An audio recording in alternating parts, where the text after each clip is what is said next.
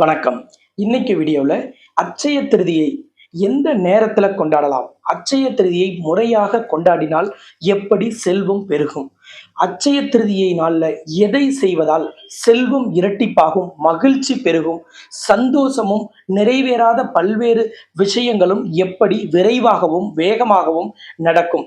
நம்மளோட வாழ்க்கையில நம்மளோட அன்றாட வாழ்க்கையில இருக்கக்கூடிய கஷ்டங்களும் வேதனைகளும் எதிர்பார்ப்புகளும் பூர்த்தியாகிற ஒரு அருமையான நாளாக இந்த அட்சய திருதியை எப்படி நம்ம மாற்றி அமைச்சுக்கலாம்?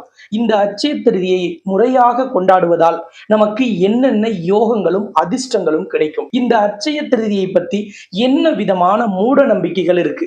இதை எல்லாவற்றையும் பத்தி தான் நாம இன்னைக்கு இந்த வீடியோல பார்க்க போறோம். இந்த அட்சய திருதியை சிறப்பு வீடியோவை நீங்க மற்ற நண்பர்கள், உறவுக்காரங்க, ஃப்ரெண்ட்ஸ், ரிலேட்டிவ்ஸ் எல்லாருக்குமே நீங்க வாட்ஸ்அப் குரூப்ல ஷேர் பண்ணலாம், ஸ்டேட்டஸ்ல வைக்கலாம், ஃபேஸ்புக்ல டைரக்டா போஸ்ட் பண்ணலாம், அல்லது ஃபேஸ்புக்ல இருக்கக்கூடிய பல குரூப்கள்லையும் நீங்க ஷேர் பண்ண முடியும். இன்ஸ்டாகிராம், ட்விட்டர் எல்லாவற்றிலுமே நீங்க இந்த வீடியோவை நீங்க ஷேர் பண்ணலாம். இந்த சேனலை இப்பதான் ஃபர்ஸ்ட் டைம் பார்க்குறோம் அப்படின்னா கண்டிப்பாக சேனலை சப்ஸ்கிரைப் பண்ணிட்டு பெல் பட்டன்ல ஆல் ஆப்ஷன் கொடுத்துடுங்க.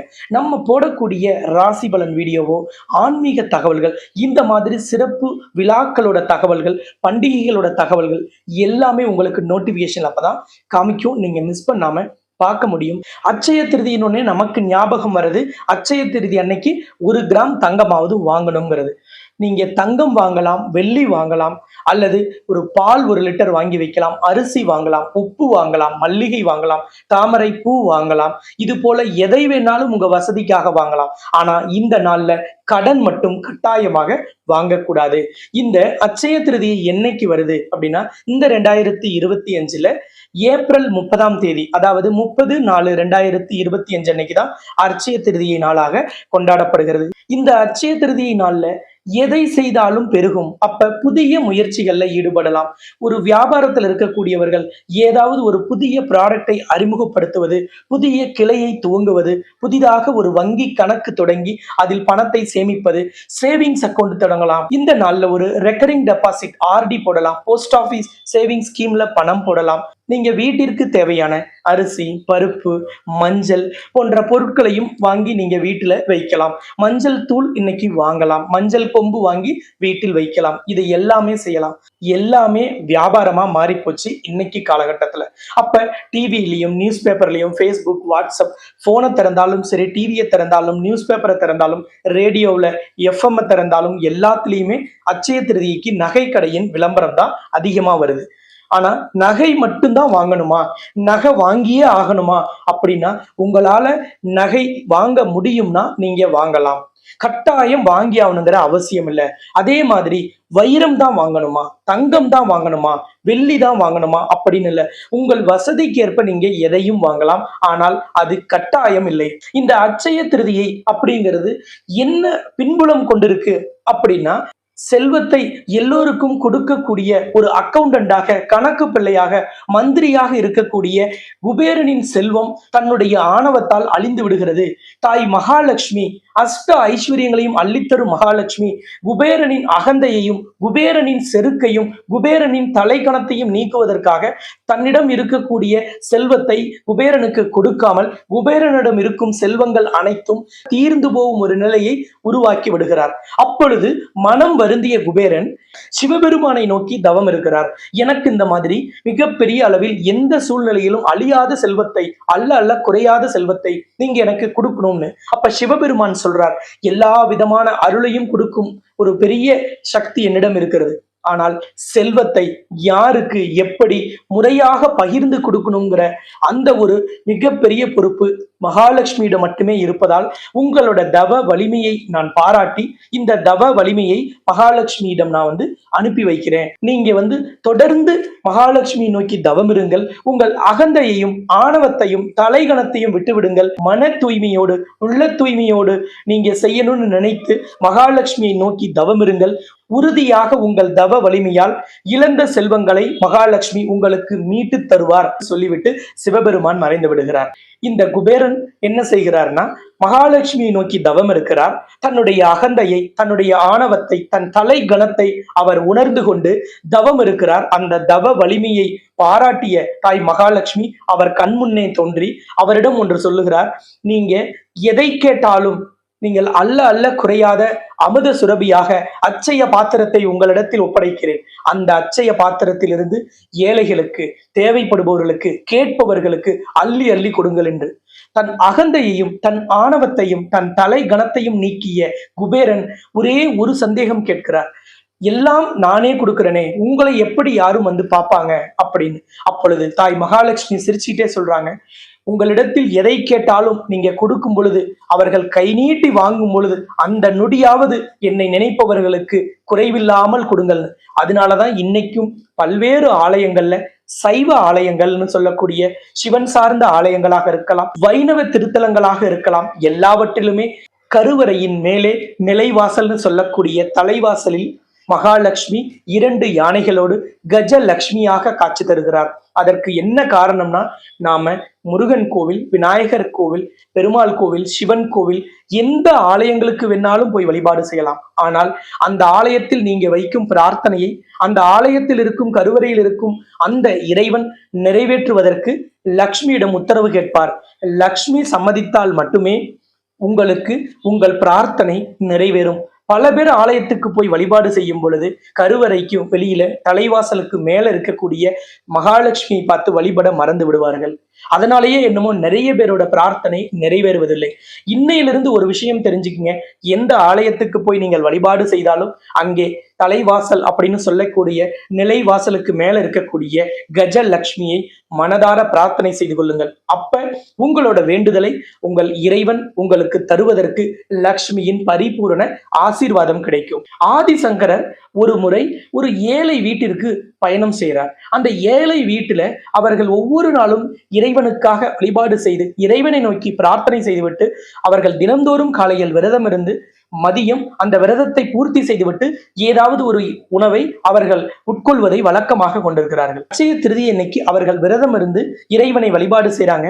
அங்கே ஆதிசங்கரர் ஒரு ஏழையாக செல்கிறார். அங்கே ஆதிசங்கரர் அவர்களிடத்திலே ஏதாவது உணவு இருக்கிறதா என்று யாசகம் கேட்கிறார். இந்த யாசகம் கேட்டவுடன் அந்த இறைவனை அனுதினமும் துதிக்கும் ஒரு தூய உள்ளம், ஒரு உண்மையான மனதுள்ள அந்த குடும்பத்தினர் தான் விரதம் முடிப்பதற்காக வைத்திருந்த அந்த நெல்லிக்கனி, அது ஒரு ஆரோக்கியமாக கூட இல்லை, அந்த நெல்லிக்கனி வாடி வதங்கி லேசாக சுருங்கிய நிலையில் இருக்கு. அந்த ஒண்ணுதான் அவங்க கிட்ட அன்னைக்கு விரதம் முடிப்பதற்காக இறைவனுக்கு படைப்பதற்காக வைத்திருக்கிறார்கள். அனுதினமும் இறைவனை வழிபாடு செய்யும் ஒருவரின் மனது எப்படி இருக்கும், அவரின் உள்ளம் தூய்மையாக இருக்கும். அவர்கள் ஒரு கணம் கூட யோசிக்காமல் உடனடியாக அந்த நெல்லிக்கனியை எடுத்து வந்து ஆதிசங்கரரிடம் கொடுக்கிறார்கள். ஆதிசங்கரரோ அந்த நொடியே அதை அவர் அருந்துகிறார். அருந்திய மறுநொடி அந்த ஏழையின் வீட்டில் நெல்லிக்காய், தங்க நெல்லிக்காய் மழையாக பொழிகிறது. மகாலட்சுமி அங்கே தோன்றி தன்னிடம் இருந்த கடைசி பொருளையும் தானமாக கொடுத்த உங்கள் வாழ்க்கையில் செல்வம் எப்பொழுதும் நிறைந்திருக்க வேண்டும் என்று அவர்களுக்கு தங்க நெல்லிக்காய் மலையை பொழிய வைக்கிறார். அதனாலதான் அட்சய திருதியை நாளில் மகாலட்சுமியிடம் பிரார்த்தனை செய்து நெல்லிக்கனியை பிரசாதமாக பெற்று செல்வது மிக பெரிய அளவிலான லட்சுமி கடாட்சத்தை பெருகும். அந்த நாளில் நம் இல்லத்தில் செல்வம் வளர்வதற்கும் அன்றிலிருந்து செல்வ வளம் பெருகுவதற்கும் மகாலட்சுமியிடம் பூஜித்த நெல்லிக்காயை பிரசாதமாக பெற்று செல்வது இன்னைக்கும் விசேஷமாக கருதப்படுது. நான் வீட்டுல பூஜை செய்யறேன் அப்படின்னா நீங்க வீட்டுல மகாலட்சுமி படம், குபேரன் படம் இருந்ததுன்னா அதை துடைத்து சுத்தம் செய்து அதை ஒரு அருமையான ஒரு பலகையின் மீது வைத்து அல்லது உங்க பூஜை அறையில் வைத்து உங்களுக்கு கிடைக்கக்கூடிய மலர்களை எல்லாம் அந்த படத்திற்கு நீங்க மாலையாக கட்டி போடலாம் அல்லது உதிரிப்பூவாக நீங்கள் சமர்ப்பிக்கலாம். சமர்ப்பிக்கும் பொழுது அதில் வாசனை நிறைந்த மலர்கள் எதுவாக வேணாலும் இருக்கலாம். நான் தாமரைப்பூ வாங்கி வைங்க அப்படின்னா தாமரைப்பூ கிடைக்கலங்கிற நபர்களுக்கு என்ன பண்றதுன்னு தெரியாம போயிடும். நீங்க தாமரை, மல்லிகைப்பூ, வாசனை நிறைந்த எந்த நறுமலர்களையும் கொண்டு அன்னைக்கு மகாலட்சுமியும் குபேரனையும் வழிபாடு செய்யலாம். அன்னைக்கு உங்ககிட்ட இருக்கக்கூடிய சில்லறை காசுகளோ நோட்டு காசுகளோ அல்லது ஏதாவது ஒரு ஆபரணம் உங்களிடம் இருந்ததுன்னா அது தோடா இருக்கலாம், மூக்குத்தியா இருக்கலாம், மோதிரமா இருக்கலாம், செயினா இருக்கலாம், இல்லைன்னா ஒரு கிராம் காசாக இருக்கலாம். படத்தின் முன்னாடி வச்சுட்டு நைவேத்தியமாக கற்கண்டு சாதம் அல்லது சர்க்கரையால் செய்யப்பட்ட அவல் பொங்கலை அன்னைக்கு நீங்க நைவேத்தியமாக வைக்கலாம், அல்லது பால் பாயசத்தை நைவேத்தியமாக பூஜைக்கு நீங்கள் படைக்கலாம். அப்ப நீங்க உங்களுக்கு ஏதாவது ஒரு மகாலட்சுமி அஷ்டோத்திரமோ மூல மந்திரங்களோ அல்லது காயத்ரி மந்திரமோ தெரிந்தால் நீங்கள் அதை சொல்லலாம். இல்லைன்னா கனகதார ஸ்தோத்திரம் தெரிந்தாலும் நீங்க அதை படிக்கலாம், அல்லது ஆடியோலையோ டிவிலையோ நீங்க அதை ஓட விட்டும் கேட்கலாம். நீங்க அந்த மாதிரி மகாலட்சுமியை வழிபாடு செய்யலாம். இந்த வழிபாடு அட்சய திருதி அன்னைக்கு எப்ப செய்யலாம்னா, நீங்க காலையில செய்யறதுக்கு நேரம் இருக்கக்கூடியவர்கள் 5 மணிலிருந்து 6 மணிக்குள்ள இந்த வழிபாட்டை நீங்க செஞ்சிடுங்க. காலையில என்னால முடியாது, நான் மதியம் செய்யணும்னா அவர்கள் 12 மணிலிருந்து 1:30க்குள் இந்த வழிபாட்டை செய்யலாம். இல்லைங்க நான் ஆஃபீஸ் போறேன், ஆஃபீஸ் போயிட்டு தான் நான் வர முடியும், இன்னைக்கு எனக்கு லீவு கிடைக்கல அப்படிங்கிறவங்க கவலையே பட வேண்டாம். சாயந்தரம் 6:30 வரைக்குமே நீங்க 5 மணிலிருந்து 6:30 வரைக்குமே இந்த அட்சய திருதி வழிபாட்டை செய்யலாம். காலை மதியம் மாலை 3 வேளையுமே செய்யலாம். இந்த அட்சய திருதியை நாள் என்பது அட்சய பாத்திரத்தை இறைவன் நமக்கு கொடுப்பதாக ஐதீகம். அப்ப நம்ம அட்சய பாத்திரத்தை வைத்திருந்தால் அதன் பலன் எப்படி தெரியும், அதன் மகத்துவம் நமக்கு தெரியாமையே போயிடும். இந்த அட்சய திருதியை நாள்ல இருந்து நீங்க செய்ய வேண்டியது என்னன்னா, ஏதாவது ஒரு தான தர்மம், அது ஆடையாக இருக்கலாம் அல்லது உணவாக இருக்கலாம். உங்களுக்கு வசதி இருக்குன்னா திருமாங்கல்யத்தை ஒரு ஏழை குழந்தைக்கு, திருமண வயதில் இருக்கக்கூடிய அல்லது திருமணம் உறுதி செய்யப்பட்ட ஒரு ஏழை குழந்தைக்கு நீங்க அந்த திருமாங்கல்யத்தை தானமாக கொடுக்கலாம். முதியோர்களுக்கு போர்வை வாங்கி கொடுக்கலாம், அல்லது மளிகை பொருட்கள் அவர்களுக்கு தேவையானது வாங்கி தரலாம். இல்லை யாராவது ஒருத்தர் உங்க வீட்டுக்கு பக்கத்துல ஏதாவது ஒரு நோயாளியாக வயது முதிர்ந்து இருக்கிறாங்கன்னா அவங்களுக்கு அந்த வாரத்திற்கோ அந்த மாதத்திற்கான மருந்து மாத்திரைகளை கூட வாங்கி தரலாம். இந்த அட்சய திருதி என்பது அல்ல குறையாத செல்வத்தை நம்ம வாழ்க்கையில கொடுக்குங்கிறது தான் ஐதீகம். ஆதிசங்கரர் பிறந்த காலடின்னு சொல்லக்கூடிய எர்ணாகுளம் மாவட்டத்துல பெரும்பாவூருங்கிற பக்கத்துல இருக்கக்கூடிய காலடிங்கிற ஆலயத்துல இன்னைக்கும் அட்சய திருதி அன்னைக்கு போனீங்கன்னா நெல்லிக்காய், வெள்ளியால் ஆன நெல்லிக்காய், தங்கத்தினால் ஆன நெல்லிக்காயை முன்பதிவு செஞ்சவங்களுக்கு கொடுப்பது வழக்கம். இந்தியாவில் 2 ஆலயங்கள்ல தான் அந்த தங்க நெல்லிக்காய் மலையா பொழிந்ததற்கு நினைவாக நெல்லிக்காயை மகாலட்சுமி ஆலயத்தில் தருகிறார்கள்.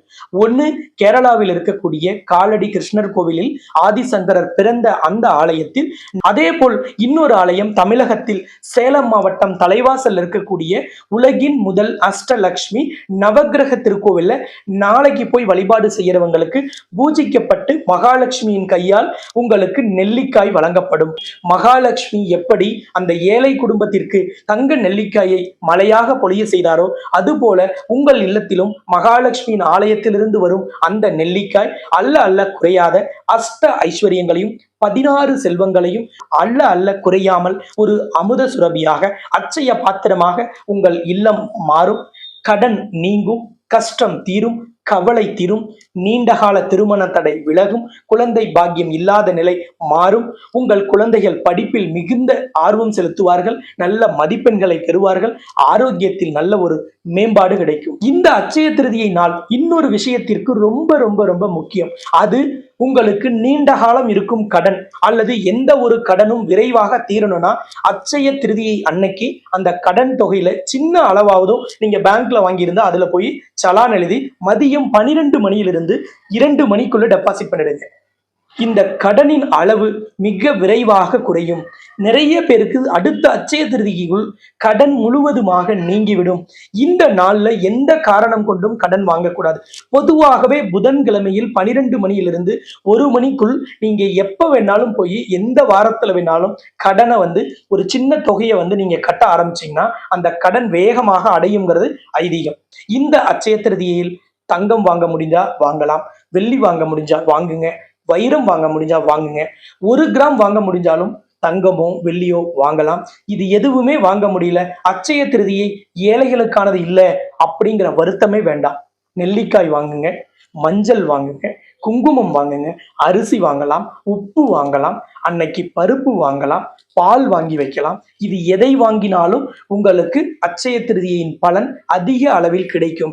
இது எதையெல்லாம் வாங்குறங்கிறது முக்கியம் இல்லை, அந்த நாள்ல தாய் மகாலட்சுமியை எவ்வளவு மனதார பிரார்த்தனை செய்யறோங்கிறது தான் ரொம்ப ரொம்ப முக்கியம். இந்த நாள்ல நீங்கள் சீரும் சிறப்புமாக வாழ்வதற்கும் மிக பெரிய அளவிலான வெற்றியை பெறுவதற்கும் ஆதிசங்கரால் எப்படி ஒரு ஏழை குடும்பத்தில் தங்க நெல்லிக்காய் மலையாக பொழிந்து அட்சய பாத்திரம் அவர்கள் கைகளில் கிடைத்ததோ, எப்படி குபேரன் இழந்த செல்வத்தை மீட்டாரோ, அதுபோல் உங்களுக்கு இருந்த செல்வங்கள் எது குறைந்திருந்தாலும், எது இல்லை என்றாலும், எது தேவை என்றாலும் எல்லாமே உங்களுக்கு கிடைக்கும்.